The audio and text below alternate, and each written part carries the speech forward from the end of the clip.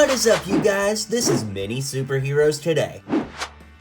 This video will contain massive spoilers for Doctor Strange and the Multiverse of Madness, so if you're concerned about spoilers, go see the movie and then come back to this afterward. With that being said, let's get into the video. Oh man, guys, Doctor Strange and the Multiverse of Madness was a crazy ride. I really want to hear what you guys think of it in the comments down below, because so much happened and wow, that's crazy. The point of today's video, though, is to show you how to build all of the characters from the movie using 100% official LEGO parts and pieces. Now, with that being said, there are several characters that really just didn't fit what I was building here, so there's going to be some surprises along the way, but everybody you see here is about to get a tutorial, so let's get into the video and show you how to build these great characters.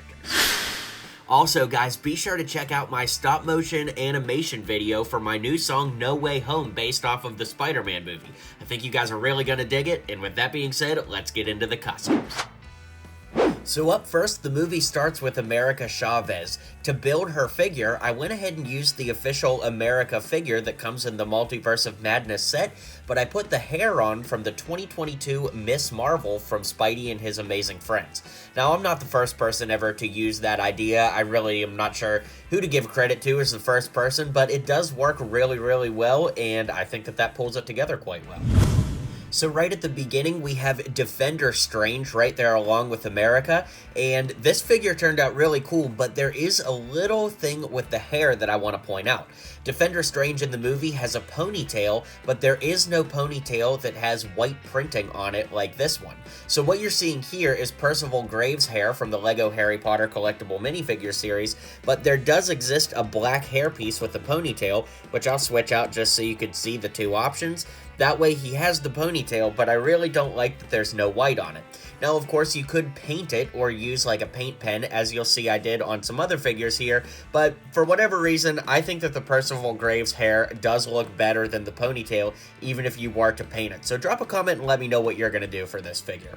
Anyways, how to build the rest of it is I used a Tony Stark head from the original 2012 figure. They used it for several years, though, and the body conveniently has the torso and legs from Druid from the Eternals. That made it pretty easy because you really only need the Stark head, Druid, and whichever hairpiece you prefer to build this figure.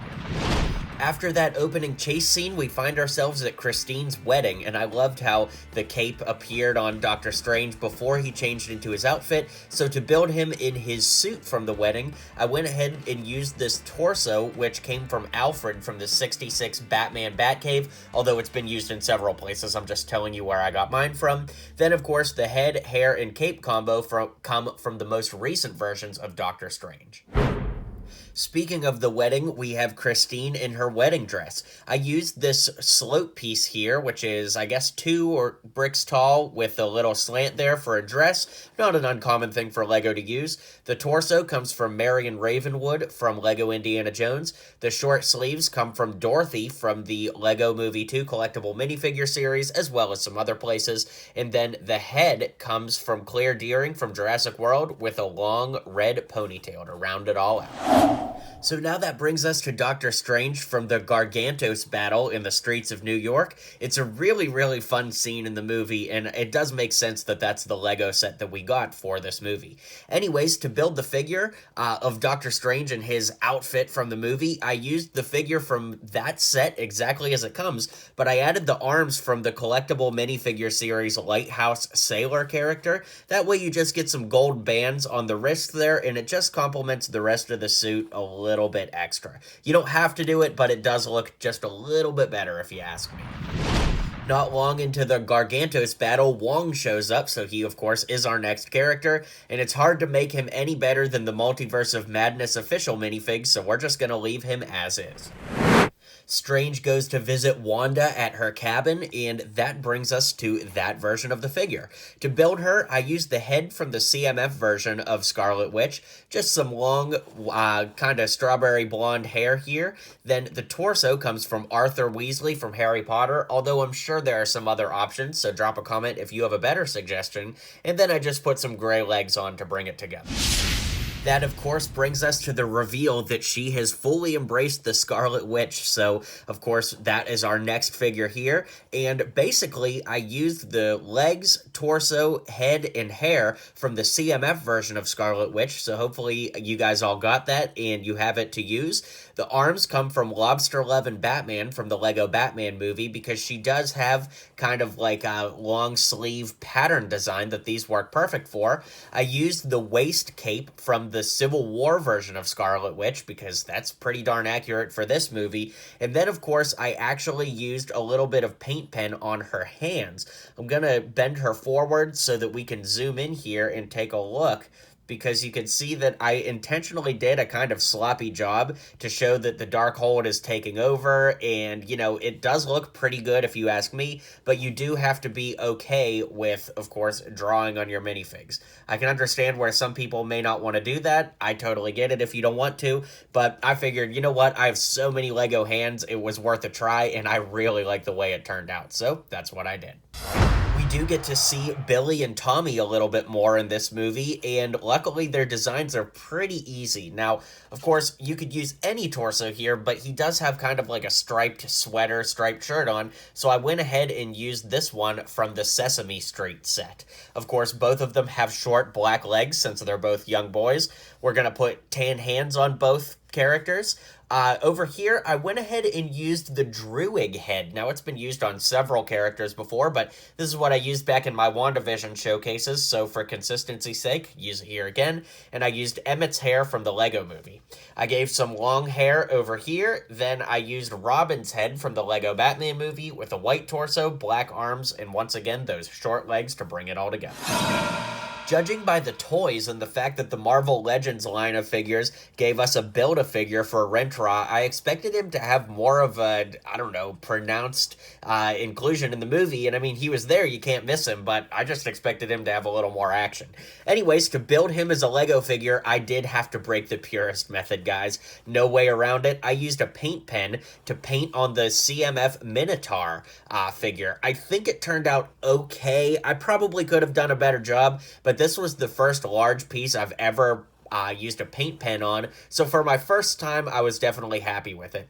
If you guys decide to go this route, this is the brand of paint pens that I use. You can get them on Amazon. They were relatively cheap. I think a whole set of all the colors was like $20 when I got them. And just take your time, be careful, use masking tape if you want. But anyways, the rest of the figure uses the legs from Wong from Spider-Man No Way Home, the torso, ironically, from Wong from the Lego Bricktober pack, and then I used some hands from Bosk, just because I thought the colors matched kind of close, but there's probably a better color match out there. If you have a recommendation, drop a comment and let me know, but in the meantime, we'll keep moving on with more customs here. Here we have the Sorcerer Supreme version of Mordo, and it was cool to see him back, but I hope that we get to see the MCU version of Mordo at some point as well. Anyways, speaking of Mordo, that's where the torso came from for this figure. You just can't get more accurate than that if you ask me. The legs come from the Forest Man. He's like a forest warrior from the Lego Collectible Minifigure series. Then the head comes from the Barney the Taxi Driver from the Daily Bugle, or from Fastos from the Lego Eternals line of sets. Then the hair comes from Tasu Leech from Lego Star Wars. It's the Qui-Gon Jinn hair in black, and I think it really pulls this figure together well.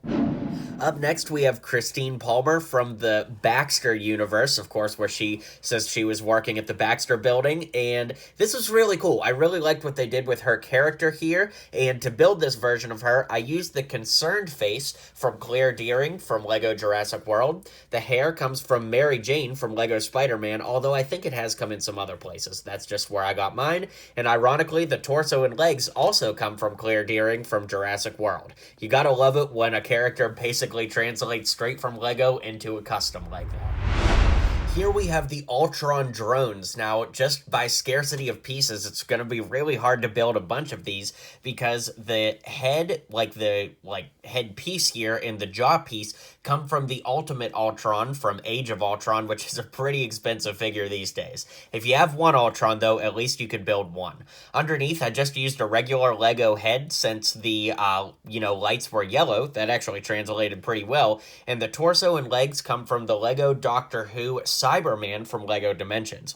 Now, if you don't have any of these pieces, because with the exception of the yellow LEGO head, they're all pretty rare, I actually think that the Iron Man Mark II from the LEGO Marvel theme is a pretty good stand-in. Is it perfect? No, but again, I'm just offering that if you don't have any of these pieces, you could just go ahead and use some or all of them from this version of Iron Man. Now, this next section is probably our most anticipated section of the video, and that is building the Illuminati. I'm going to go through one by one and show you how to build them, but now drop a comment down below and let me know who your favorite member of the Illuminati was. It was so crazy to see Mr. Fantastic, Professor X, so crazy. But anyways, drop a comment and let's get into building these. Up first is Captain Carter. Now, luckily, we got her in the collectible minifigure series, so pretty much the entire figure you see here is from that. I just changed out the hair to some long brown hair, which ironically comes on the set version of Captain Carter, because I think it just looked a little better for the way it translated onto screen. Now, she does have that awesome jetpack in the movie, but unfortunately, pretty much any female hair that would work is going to come over the back, therefore you can't put a neck accessory on because the bottom of the hair is always going to be pushing against it. So I really don't think that there's a way to give her her jetpack, but dang do I wish we could. Up next, we have Black Bolt, and man, he was awesome, but I just really hate that Wanda killed all of them. I understand why it had to happen for the sake of the movie, but I don't know, it just kind of rubbed me the wrong way. Anyways, to build this figure, I used these legs from the Imperial Engineer from LEGO Star Wars. I just always loved that baggy black look for the legs just to add a little bit of texture. The torso is actually Agent 13's torso flipped around from Captain America Civil War. Black arms, black hands. Then I went for the more common route for the head. I'll explain what I mean here in a second, but I also have a better suggestion if I'm being completely honest. The head is actually Batman's head from some of the more recent sets, and then I just put this black helmet over top. Now, Black Bolt, of course, had some guarding over his eyes where, the mask covered the eyes, and there was an idea I saw a long time ago from user randompanda0611 over on Flickr that used this idea, where you use the Lone Ranger head with a black helmet. Now, I think that admittedly that does look better, but at the same time, Lone Ranger came out I think close to 10 years ago now, and you guys probably don't have that figure. So I at least wanted to offer you a more common way to build the figure so that you could try to build most of the Illuminati if you wanted to. But I do think that what you're looking at here from Random Panda is probably the better suggestion. Maria Rambo is Captain Marvel in this universe, and man, that was so cool to see. Really, it was pretty easy to build too, because everything just kind of came together. I used the head from her daughter's character from the LEGO collectible minifigure series, Monica Rambeau, because of course, like mother, like daughter, as they say. I used Wong's hair, but it's also been used on Finn and countless other places to give her that short hair look.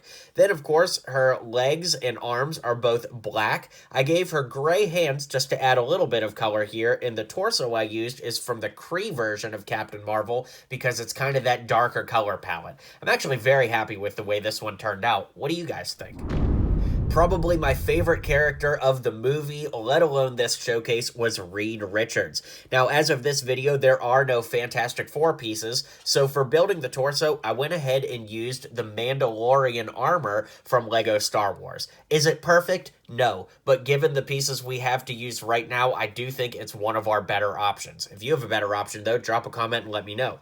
I put some blue arms on there with black hands to kind of bring in that black and blue color scheme. And speaking of which, these legs from Lego City work really well. If you look, they've got printing around the sides that come up to the front. I just think it looks really good. Again, perfect, not really, but it does look pretty good. These legs come from the diver from the Target exclusive 4-pack cube from several years ago.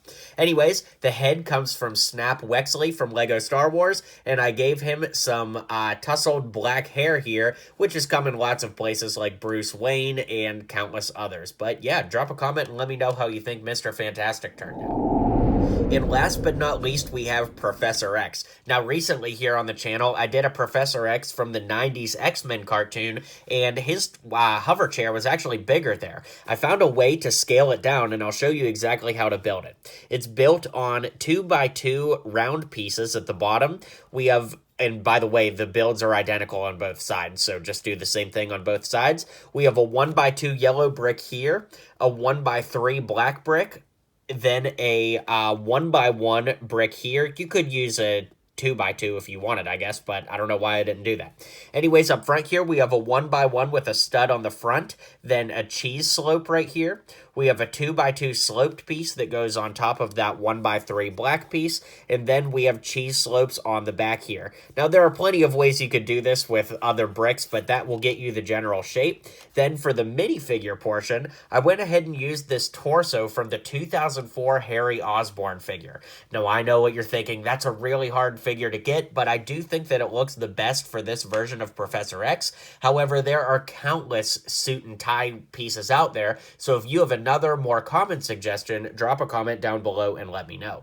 The head, of course, comes from Old Man Han Solo from Lego The Force Awakens, and I'm really happy with the way this figure turned out. What do you guys think?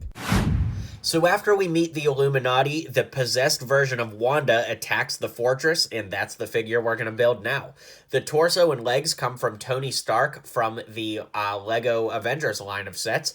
The torso also comes on Owen Grady if you don't have that Tony Stark for whatever reason. She's got the power blasts and head from the CMF version of Wanda, and I gave her some long strawberry blonde hair to bring it all together. I think it turned out pretty good, but I wish there was a way to have all that oil all over her face the way that she looked after she busted up all of those Ultron drones and really destroyed them. But, you know, not a ton of options for something like that, so we did the best we could here.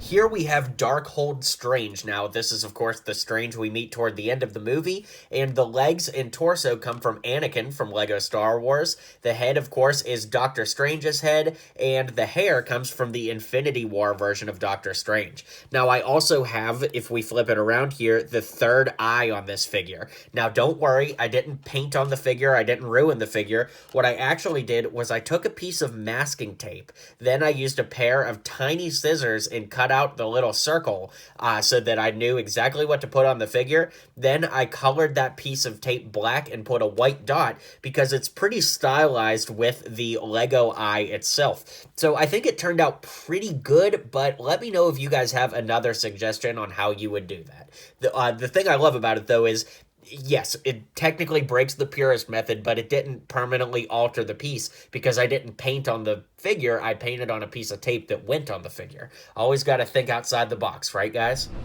After the Darkhold battle, we see Doctor Strange turn into the zombie version of himself, and so to build this figure, it was definitely a little bit challenging. Of course, you remember from the movie that his cape was made up of all those black ghosts, but that's not really feasible in Lego, so I used this long cape from Lego Batman and kind of hoped that that would make up the gap. Now, if we flip around, you can see he's got these arms from the Outrider from Lego Marvel, and the thing is, because of this Batman cape having a point, you can actually tuck that point up under the cape, and that way it hides it pretty well, and I think it looks pretty good when it's all said and done. Now, because this is the corpse version of Defender Strange from the beginning of the movie, we're back to that original problem we had of do you use Percival Graves' hair, or do you use the ponytail? You could do either one, but obviously I went with Percival Graves yet again. The head and hands come from Palpatine from Lego Star Wars, because I think that that actually looks pretty good for the zombified look. The torso comes from Cole from Lego Ninjago. I think it's NRG version, but I'm not very familiar with Lego Ninjago, so I'm not 100% sure. I might not even have the character right. I'm sure some Ninjago fans will let me know in the comments down below. And then, of course, the legs come from Wong from the Bricktober pack. Now, admittedly, because he should be wearing the same thing as Defender Strange from earlier in the movie, you could use the Druid body, but in case you don't have Druid, I wanted to give you some alternate options, or if you wanted to have both built at the same time, like I do, this is a good way that you could do that. That brings us to our mid-credits scene version of Doctor Strange, which of course the hair and head are the ones we just used on Darkhold Doctor Strange. I gave him a red scarf since that's what he's wearing. I don't quite remember what kind of shirt he had on. I actually think it was a red shirt, but anyways, I just put on a generic New York City style looking shirt and gave him some black legs.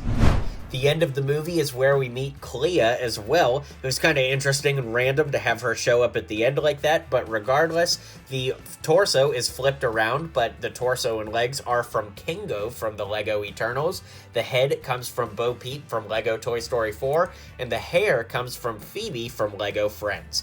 We've got one more character who technically really did finish out the movie. Just like the movie, let's end our showcase with the Pizza Papa, aka Bruce Campbell.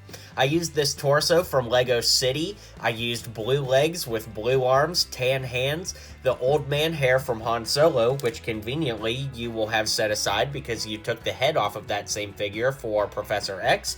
And then I used this scared head from the Lego Batman movie from one of the security guards. So yeah, he finally stopped hitting himself, and hey, it's finally over. Alright, let's cut out and get to the end of the video so we can wrap things up.